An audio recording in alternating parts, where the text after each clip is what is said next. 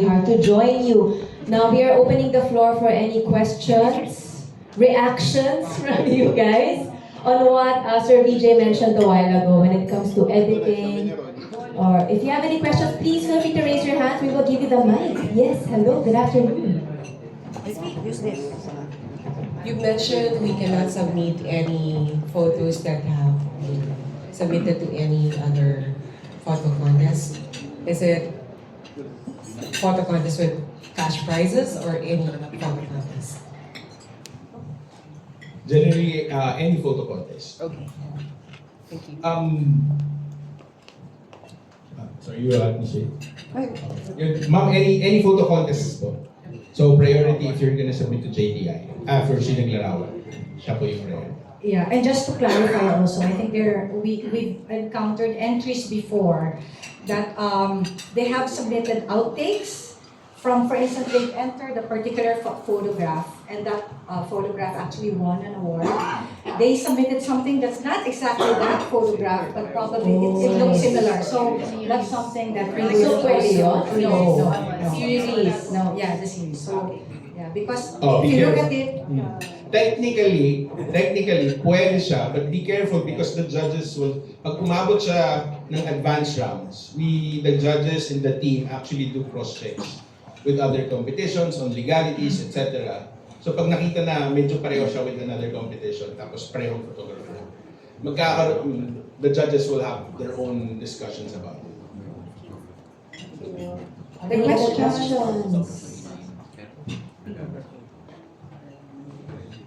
While we're waiting for a question, I want to ask Miss Faith, why did Sinag Larawan decide on pagbubunyi for this year's theme? okay, so thank you, Jackie. So, bakit nga ba pagbubunyi? Kasi I think I've mentioned it during my earlier message. No? Parang, there's so much, maybe, we're so flooded with news that are not exactly pleasant. But you know, times are hard, but always, Sinag Larawan, you know, from the word pa lang, Sinag Larawan, diba? It's the ray of light. No? We want to shine.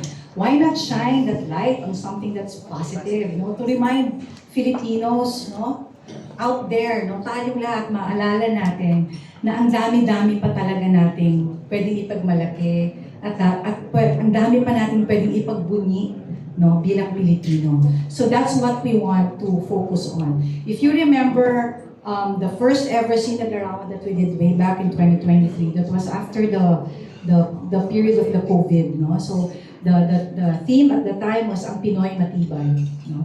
We came out from that very dark period and we wanted people to remember, even from that dark period, there was actually rays of light that we saw, and that lights that were worth remembering, no? The people's strength, the spirit of, you know, people having the confidence, the hope that we saw on people, you know, wanting to overcome what was at the time, what seemed to be really like insurmountable, but we went through it, we overcame it. So that's what we wanted to focus on for that first, for the 2023 theme. And then after that, we went to Salin Lika, Salin Diwa, because we wanted to focus on the entrepreneurial spirit of the people being handed down from one generation to the other. So again, that's very Filipino. That's something that we also want to be people to remember and be proud of. And then last year we had, what was the theme last year? Kurt, what was the theme last year? Isa sa isla. So again, it's remembering, diba, that we're all connected. No, we may be an archipelago, but even as islanders, as island people, we are connected. No, because we are always, no, at heart we are a member of one community. And now this year with our theme, which is, anong theme natin? Pagbubunyi. Very good, sir. Very good, sir. Very good. Okay, pagbubunyi. Tatandaan ko ang name mo, ha? Okay, pagbubunyi. Again, no? Kasi ang dami natin, marami pa tayong magandang dapat talagang reasons na dapat nating i-celebrate. Diba? Ayun. Nasagot ko ba ang tanong? Sino ang nagtanong? Ako ang nagtanong. Very well said, Miss Faith, nakaka-Miss Universe ang answer. Okay, and we have a question. Si Sir first. Hello, just to extend yung question ni Ms. Tony kanina. What about exhibited works, open call, not necessarily photo contest? Then another question, is exclusive lang ba yung submissions for digital work or pwede din film? Sagutin ko yung second question first. All submissions should be in digital form. So whatever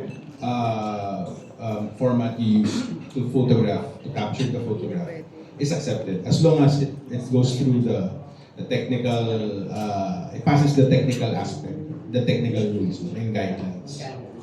Yeah, scan is still a digital format. Your first question, I think, like what I said earlier, you can submit things that you've submitted before even if it is not win. Pero pag nagkaroon ng cross-check at umabot siya sa final round, magkakaroon ng discussion ng jury about it. That it was also submitted in another competition. So magiging basis din siya for discussion. Yeah, exactly. So in short, But you asked, di ba, five exhibition but not necessarily a contest. Kung exhibition, then why not? Kasi it was part of an open call. I think that's okay. ayan, malinaw na pwede. Do you have another question here from sir? Question with regards to the limitations with the location. Kasi before, I think it's just limited in the Philippines. Since we have some other members na nasa abroad, are they now allowed to submit entries taken from abroad or is it still just here in local? Still here in the Philippines. Gusto nating bigyan ng sinag yung ito sa Pilipinas. So we can, let's focus on what we see here in the Philippines. But let's say there's an OFW na naging successful abroad. Is that considered a win or? It can be considered if the subject is also a Philippine. Yeah, the subject is it's a Filipino, and then let's say he succeeded in Dubai, and then he Yeah. submitted his entry. So long as it's not like distinctly outside the Philippines, but kunyari you're focusing on a person's expression of triumph and victory, then I think that's perfectly fine. That's perfectly fine. Thank you. Pero wag naman yung triumphant tapos nasa Sahara Desert. Or nasa ano? Oh, sorry, just to Burj add, Khalifa pala siya, guys. just to add to that, parang hindi, as long as it's sort of documented naturally, na hindi siya staged, is quite important. But we know that there are a lot of stories outside the Philippines that sort of fall in the deep. At again, ang dami pa kasi sa Pilipinas. Oh, di ba? Yes. Hello, regarding sa inclusive years naman, within 5 years ba yung photo, 10 or... Okay, you can submit for the 2026 round, you can submit photos that have been taken from January of 2024 up to July 2026. Okay, klaro na. Thank you. Klaro na. Post-pandemic na in short. Yes. Thank you. Okay, next question. Oh, there. Again, Ms. Ruby. How many photos do we need to submit to allow this one? One photo per photographer. So one entry per photographer. You mentioned a while ago no children, so it's strictly no children. Strictly no children on the photos. Alam mo, Even nakatalikod. no, Shadow. Lalo Wala. shadow. Pag alam, we have a way of knowing a person's age. Sayang na ba? But we're very particular, and yun lang. So that's really one of the rules that we're very strict Strict about. rules. So no minors, kahit na So, background pa yan. 17 below. Para sure. Pag 18, pwede na. Dati merong magandang photo, di ba? Panapasok na sana, kaso we saw in the background, merong mommy na kada ano niya, hawak niya yung baby, so we had to. Even background. Yeah, kahit background, yes. We're very strict about That that. goes beyond the judges na sa JPI side, technical side ng JPI. Yeah, yes. Okay, question from sir? Yes. Yes, sir. So gusto ko lang linawin ito, no? Parang napigilan ang pagka-artist ko eh. Hindi ako nagmamalaki, pero artist ako. Bakit naman natin pipigilan yung ikagaganda ng isang larawan na kasamang ang bata? Kasi ang konsepto ko, family. Okay. At yan ang pinakamagandang pagbubunyit. Yung kasama mo ang pamilya mo, hindi yung nag-iisa ka lang or kaibigan mo. Family ang pinaka-the best. Oo naman, naniniwala rin. Ano pa pangalan nila, sir? Ako si Rodolfo Vicente, tawagin na lang kung Rod Vicente. Rod! Rod Vicente. God, isa mo kami, naniniwala din kami na masyadong mahalaga talaga ang pamilya. Kaso again, it's one of the policies that we really adhere to, not to include minors in the photos. That's a JTI policy. And of course, hindi naman, kahit naman po hindi about the family, marami, doon po talaga matitest ang creativity ng tao kung paano nyo mapapakita yun na hindi kasama po ang minor sa larawan. Ngayon po, bilang karagdagan po sagot, tatawagan ko po ang aming Corporate Communications and Public Affairs Director, si Richard. So, isagdag ko lang, Mr. Rod, kasi alam ko, sabi mo nga, importante yung mga bataan, maraming pagbubunyi ay nabubunsod dahil sa ating mga paslit at saka mga munting miyembro ng pamilya. Pero sana maintindihan nyo rin po ang limitations namin as a company. Ang negosyo po namin ay negosyo para sa mga 18 pataas. At kailangan namin sumunod sa mga alituntunin, hindi lang ng kumpanya, pati alituntunin ng batas at ng sanitasan. So, yun po. Naiintindihan ko na at sa bagay na yan, kailangan natin sumunod. Yes, Lord. Dahil doon, papakita ko rin ako ng malapit na Yun! Abangan ko ang iyong submission, Mr. Rod. Makikilala niyo ako. Gusto ko yung energy ni Sir Rod.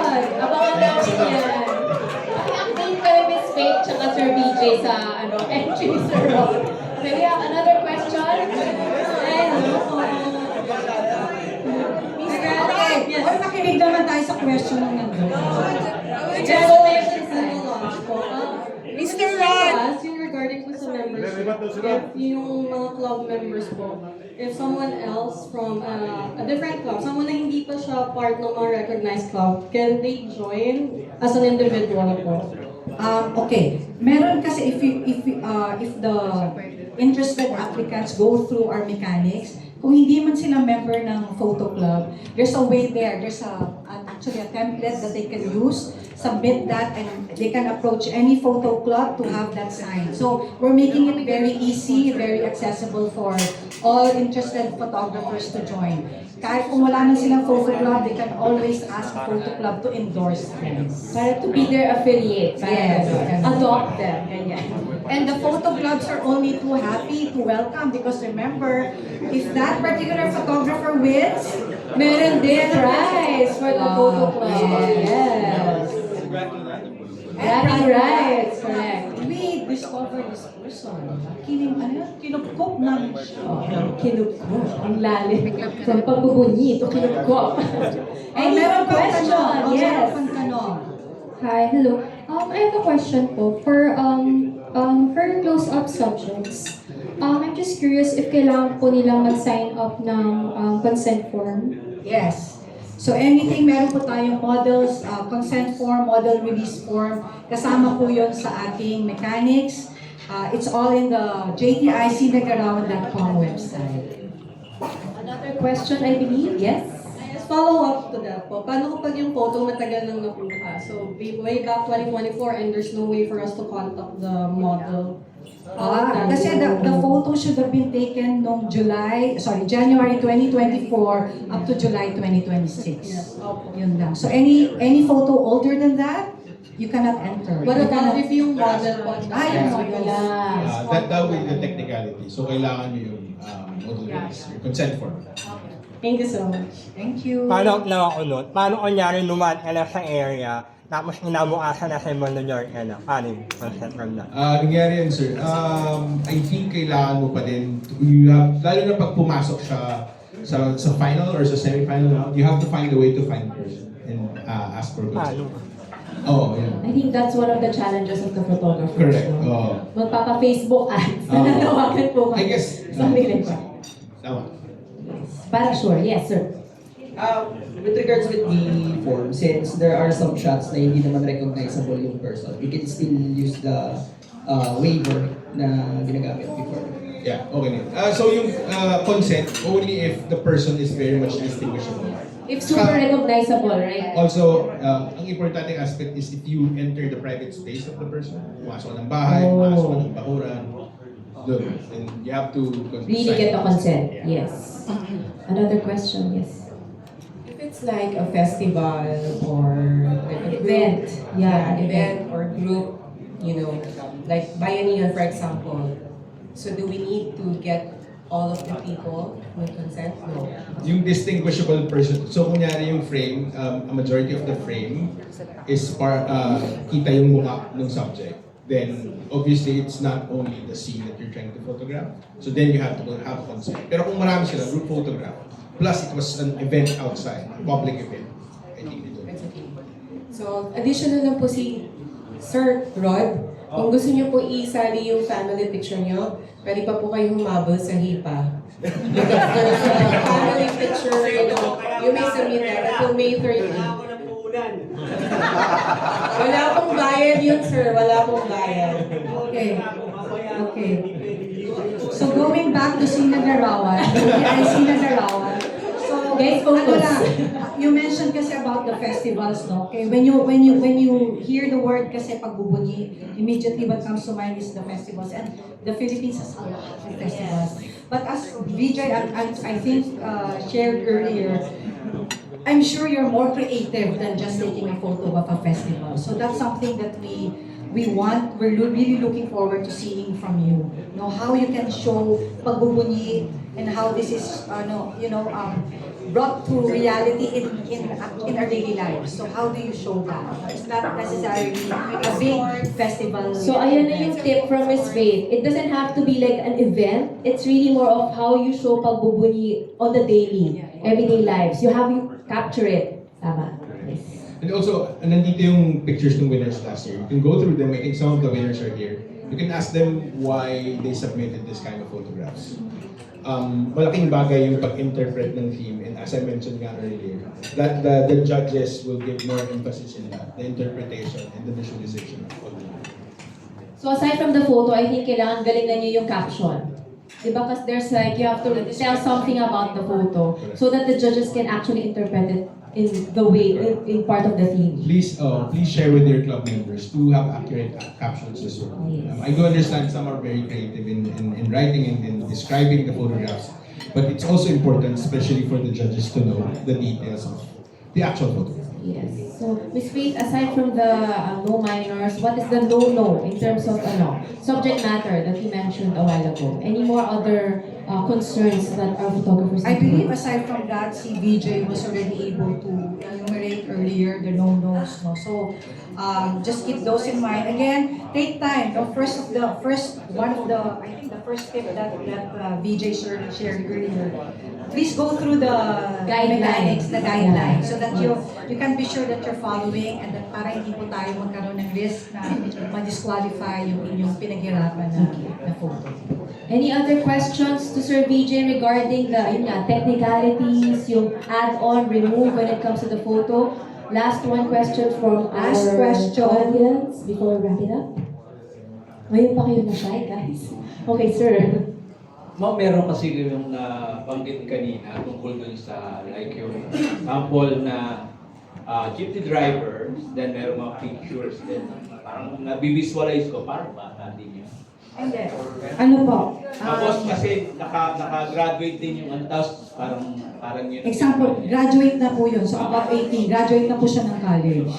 So hindi po ba? Graduation photo ng college. Sure, isa po yun sa college. Hindi, 18 and above po. Hindi kasi yung katabi niya is college graduate na. Then yung picture niya, parang napaproud siya. Ito siya nung maliit na graduate. With honor din, then siya, yung katabi niya is graduate ng college. With honor din. Parang napaproud din. 18 and above. Ay, picture lang. 18 and above po. Right, and that wraps up our Q&A. Palakpakan po naman natin si Ms. Faith and Sir VJ. Thank you everyone for your questions. Gusto ko yung very, talaga kayo, focused on it. Now, if you have more questions,